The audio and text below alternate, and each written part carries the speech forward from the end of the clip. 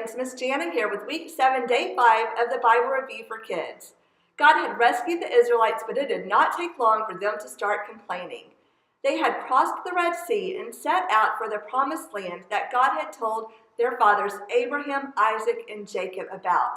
They were traveling across the desert and they got really mad at Moses and Aaron. They had been slaves in Egypt, but at least they had food there. They just wanted to go back. They wished they were back in Egypt. They would rather be slaves than where they were at that point. Well, this is what God told Moses to tell them. This is in Exodus chapter 16, verses 11 through 15. The Lord said to Moses, I have heard the people of Israel talking about how unhappy they are. Tell them, when the sun goes down, you will eat meat. In the morning you will be filled with bread. Then you will know that I am the Lord your God. That evening quail came and covered the camp.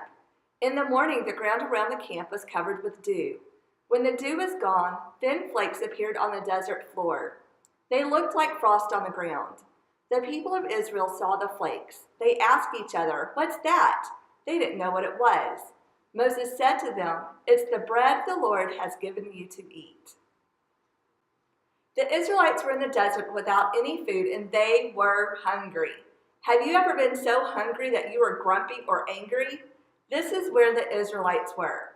But God told Moses to tell the people that he had heard their cries and he would provide for them. That every night there would be meat, and every morning there would be bread. Sure enough, that night, quail or small birds filled the camp. And the next morning when they woke up, there was dew all over the ground. But when the dewdrops dried, there were these little bitty flakes of bread that covered the earth. God had provided for them. The people didn't know what this was. They had never seen it before, and so they called it manna, which means, what is it? God instructed the Israelites to only collect enough for that one day. They could trust that he would continue to provide for them. Sometimes we sound a lot like the Israelites and complain to God. Then when he provides for us, we might be greedy or think we have to keep it all to ourselves because we might not have enough to make it through, instead of just trusting that God will continue to provide for us. God wanted the Israelites to have faith in him instead of having faith in things. I can be really tempted to trust in the things I see instead of trusting in the one who provided them for me.